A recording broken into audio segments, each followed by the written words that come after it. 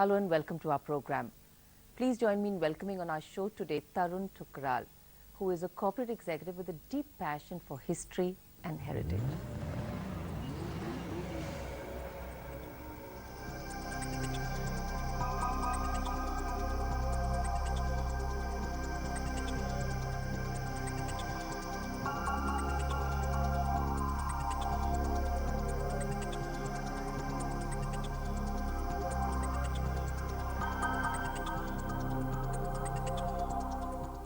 Welcome to the program, Tarun. You know, corporate executive, one understands you climb the corporate ladder, you do well, hardcore business, commerce. And then there is this deep passion for history and heritage. And for you, it's linked to transportation. And you've also set up this beautiful, wonderful museum, That's right. which actually, helps people understand the meaning of motion and transportation in everyday life and where we are today, how history has moved through the ages. Right. So just if you could begin with, why this interest in heritage? I was out of the country for about 2-3 years. I was doing my MBA in Paris, my master's in international hospitality management.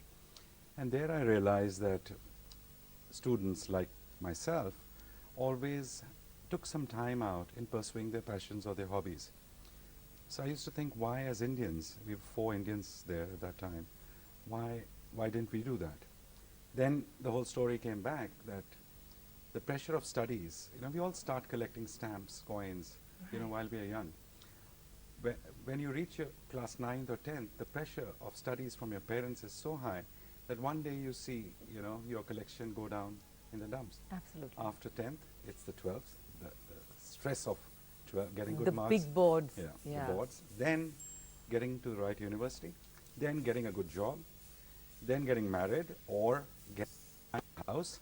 So this whole struggle, and that's very typically Indian. You don't get time to do something that you would actually like to do. Right. So then when I came back, this was way back in 94 when on one of my trips to Rajasthan, I got fascinated by old gramophone players, old oil lamps, old radios. So I just went out and bought them.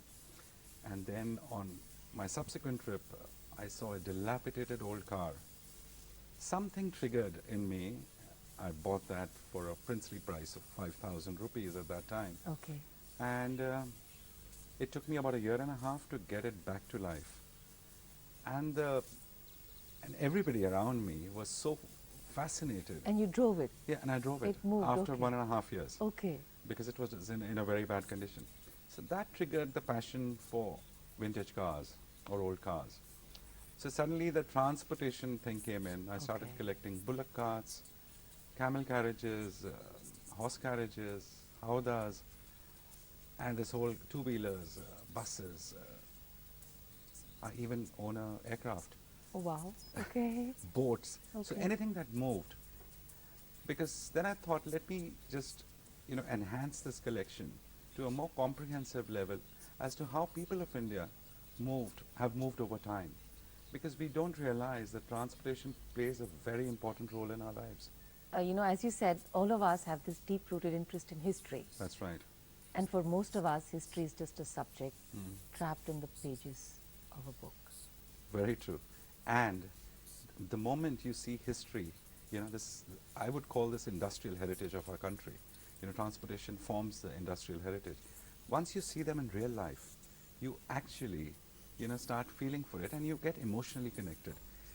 People, when they come to the museum, all you can hear is different kinds of stories and it's very interesting. So that means something which is so mechanical and so material is so intrinsically and deeply linked to our inner self. That's right. And that's the self that comes out when we experience a part of ourselves through our heritage and That's culture. right. So how did this happen? You had this huge collection. Then what happened? In 2006, I said that, okay, let me just form a trust. And then in 2009, I approached the Government of India, Ministry of Culture, that I have this huge collection. I have a piece of land in Manasar, and we would like to make India's first transport museum.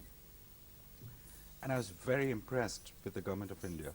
It didn't take them more than 4 months to actually approve a grant of about 6 crores of rupees to partly offset the cost of the construction.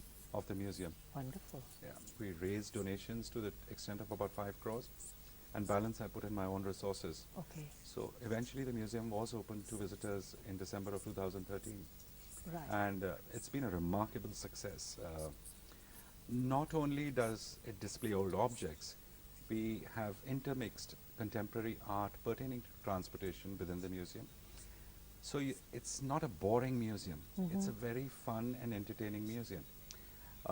Anybody, whether it's a youngster of 5 years old or an adult of 80 years old, whosoever has come has actually been inspired. And I think that's where our success has been, that your displays virtually talk to you. Okay. You know, the way the museum has been designed, the way the exhibits have been, displayed, just it's a different world altogether. Right.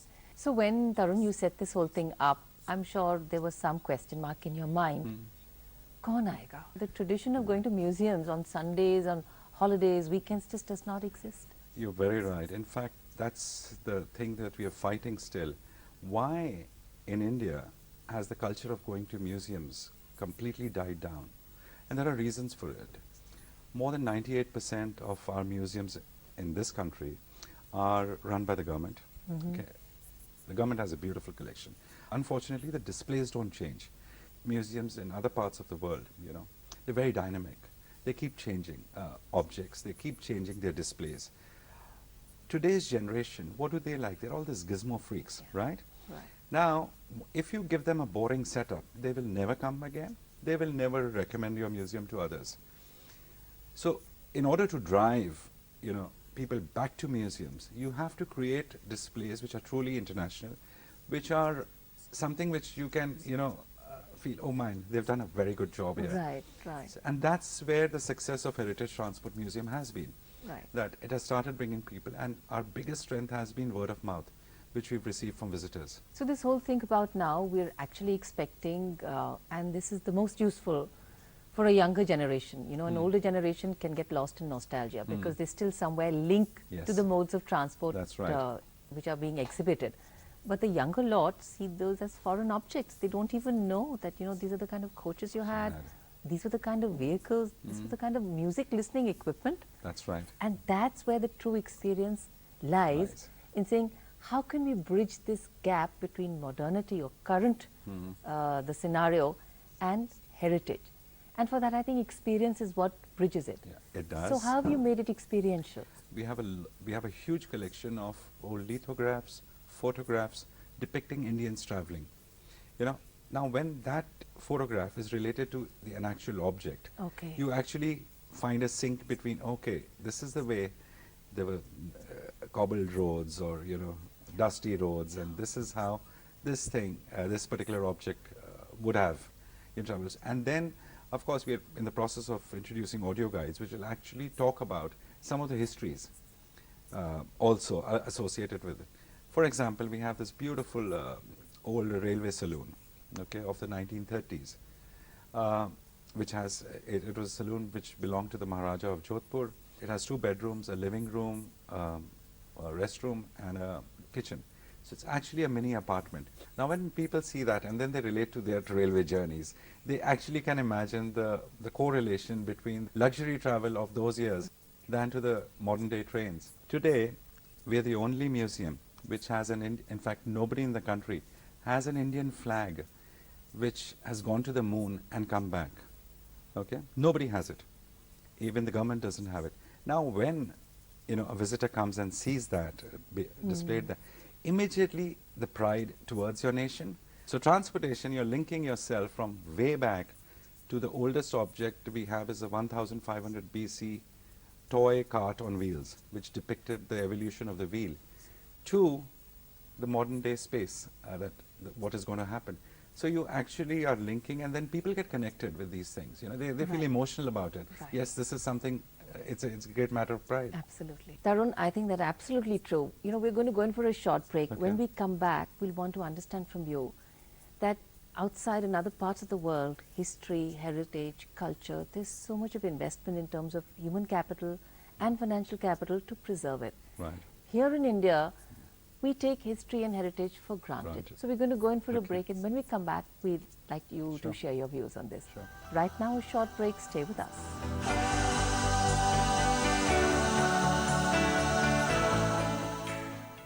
खुशियाँ कुछ साल पहले तक हमारी जिंदगी से कोसों दूर थी। हमारी कमाई का मोटा हिस्सा बिचौलिए ले जा रहे थे।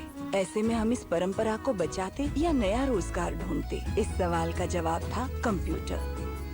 कंप्यूटर ने हमारी 700 साल पुरानी कला को दुनिया भर के लोगों से जोड़ दिया। खुशियाँ अब दूर नहीं, यहीं रहती हैं, चंदेरी के पास।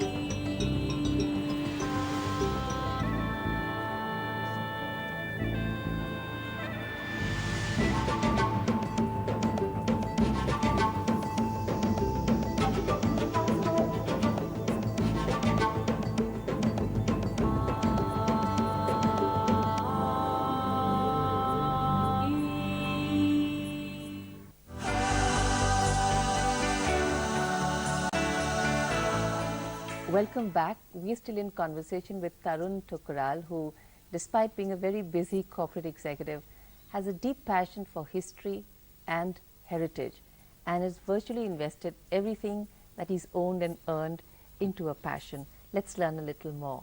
We as Indians have in history is, I think, very limited when you see, when you do a slice it across the world and how people preserve and look after their history. Why do you think that's so? I guess our education does not support that, to be very honest. If you look at the objects that I have also collected, many a times I have to go to auctions where you're sitting next to scrap dealers and you're bidding in front of, with the scrap dealers. The aircraft that I bought was a 1946 Piper J3 C Cub, which actually taught Indian pilots, okay, how to fly. I was sitting in this auction room with a dozen scrap dealers from all over. So the way they look at it is that, okay, this has this much of metal, this has this much of avionics, this much of wiring, so my bid should be XYZ, and they quote the price, because the moment they take it out, and sometimes before taking it out, it's just scrapped there and then. Right. So not only are we losing our heritage, look at the various old trams that we had in our country. Delhi had trams, Bombay had trams. None of them have been preserved. It's not necessarily that the government preserves it, but they have an option, okay, let us not put this thing on a scrap and destroy it forever, but rather offer it to collectors who can actually preserve it. And one fine day somebody will come up and make a display of it. In fact, till today, even after creation of the Transport Museum, we still don't have any help from anywhere. We are still looking at auction sites, we are still looking at what is available, and we are again sitting next to scrap dealers and actually fighting. And I think the point you're making is very valid, that this lens we have for preserving for posterity has to go across departments and across people to say that I have an old typewriter, which is pointless. Other than the scrap dealer, because the kabadi guy is the first guy we think of. Other than that, do we have places where we can call and say, I have this beautiful old piece, Can we? I'd just like to gift it and clear the space in my house. And there are people like you are saying, please, I'd happily take it back and restore And this is what has started now. Okay. We have already received 3 vehicles as donation Okay. because they didn't want to sell it. It's their family heirloom, or they like the first ambassador that somebody owned. He's graciously donated to the museum that I don't want to sell it and scrap. Recently there was a visitor from Jamshedpur. He said, I've made model engines, and I'm so impressed with this museum that I don't know whether my children are going to be even looking after them after I go, but I would like to send this to the museum. So, I mean, I guess if you create an institution like this, then people come up. So this is just a beginning. We've been very fortunate that the team that we had, the designers, the architects, the curators, I think we all fitted very well, and our single aim, agenda, was to create something which does not exist in this country. Right.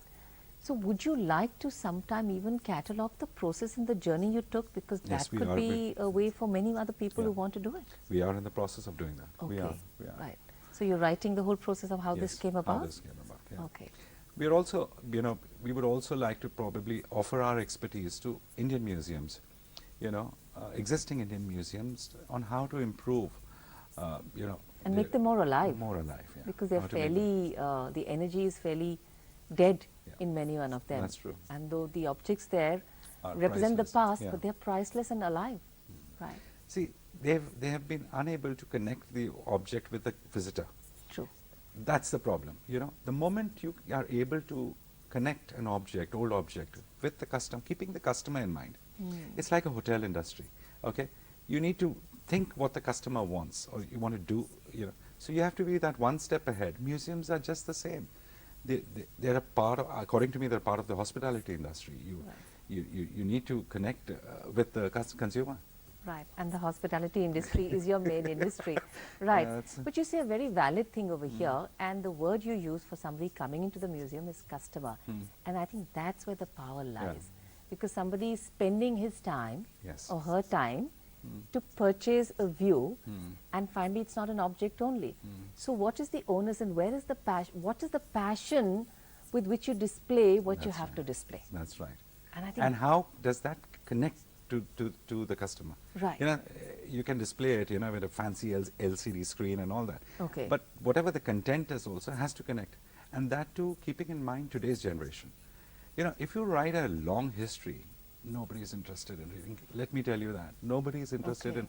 You have to write in today's language, Okay. which youngsters, can actually grasp. And they feel, yes, this is nice, this is chic, this is lovely. This is cool. Yeah, Works for me. yeah. Right. It works. So it has to be like that. You can't really, have a process which the Britishers introduced in India years back, and think that today's generation will actually appreciate that, So or they would want to go. How true. So also this whole bit about how creativity and art has to be commercially viable, that's also critical for self-sustainability. Yes. How have you managed to do that? As a part of because that was our key thing. The government grant was just a one-time grant. There was no recurring grant, nothing. So we had to make sure that whatever we earn, the museum can sustain it, and no more money goes from the founders or the trustees. So we built some revenue models within the museum. We have a conference facility, indoor conference facility, which can seat up to 300 people. And that area can be divided into two parts. So we can have multiple conferences. We have a restaurant, we have a souvenir shop, we have outdoor lawns up to 3 acres, where we are targeting the corporates, because we are located in Manesar area. So I think we've actually taken a deep trip with you here. It would be nice if we just also took a trip along with our viewers and take a look at the museum Yes, sure. through this Yeah, short film. Sure.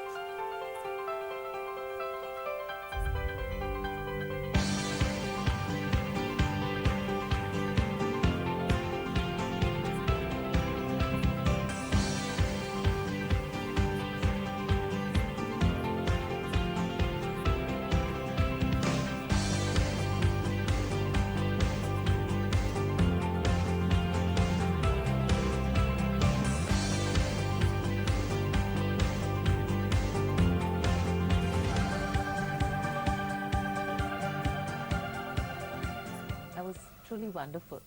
Thank Coming to other parts of you and your personality. I'm a very passionate person. And I Okay. believe in what I do. I'm a dreamer also, so I guess you need to dream to create things like these. Um, having worked in the hospitality industry, I mean, that's given me that international exposure. I've been able to travel a lot, meet different people from all walks of life. And I think the learning comes from meeting people, putting them down and using them for the betterment of society. I think this eventually the museum is a community service. It's not something which you know, I don't call it my own. Yeah, it can't exist anywhere in a silo or Yeah, isolation, right? It's there and it nourishes because it nourishes Yes. and it nourishes the community. You earlier spoke of being a dreamer. And you know, we all have dreams and we dream, and most of them we snap out of the dream. But to convert dream into reality requires a little bit extra. What is that? That's a little bit of a kink, I guess, or a little Okay. bit of craziness. Okay. I guess for anyone to do a thing like, create something like this, you have to be a little over the top crazy. So when people told you, what are you planning? What is this big thing? Exactly. Stop it. Then what did you do? I said, no, I'm going to go ahead. I'm going to go ahead, and because I believe in it. I believe that India is ready for a museum of this stature. India is ready. The youngsters today are ready to come and see a place like this and enjoy it and get inspired. My basic objective at the end of all this is that if you come there and you get inspired, I think we've done our job as museums. You know, you need that little bit of a spark in today's generation. We don't know what they're going to become tomorrow. And this is so beautiful to know that something which existed in history can help you think differently to create that which has not existed so far. That's right. That's Look right. at the beauty of the Yeah. two. And I think the purpose of life is creation. That's right. Just to create. And this is what it nourishes. Yeah. I have two little boys, 10 and 12. Okay. So when you look at them, you realize what this generation is thinking, or what the younger generation They're your is thinking. teachers. Yeah. Yes, You learn a lot. Right. And we had kept those things in mind as to what these youngsters actually want and how do they look at things, Right. which is what has actually made the positive, and it's been successful. Okay. So at a personal level, what gives you joy? Collecting things. Okay. Spending time with the family, of course, which I rarely get, but I love spending time with the boys. But my biggest kick comes from going to small towns, villages, looking for old things, which I can probably get from there and preserve it so that everybody can see it. So do you also capture the story behind that? Yes, of course, yeah. You do Many that. times. Yeah. There are many times you can't because it's moved from one hand to the other. Okay. But wherever it's buying straight from the owner, yes, you do. Right, right. And what gives you sadness? What makes you feel low? Nothing. I don't. I'm not in that. I actually do not. I mean, So borderline, when you're going to step in it, how do you pull yourself back? start thinking positively. I mean, I'm a very positive person. I never look at life. See, if you bring negativity, if you start thinking a little bit of negativity, you don't reach anywhere. True. And I firmly believe that, Be happy and keep everybody happy around you. I think that's, if we all do that, there'll be a lot of growth, there'll be a lot of positiveness all over. Absolutely. And as you put it very beautifully, think of the positive. Yeah. I think when you fill your heart with gratitude, there is nothing else left. Yeah, that's right. There's no space for anything else, and that's what takes you forward. That's right. Our deepest gratitude to you, Tarun, Thank you. for coming here and sharing your passion and love with us. Thank you so And much. may it just really serve the purpose of nourishing and doing a lot of community feeding. But thank you so much for coming to our show. It's my pleasure. Thank you so much. Good night.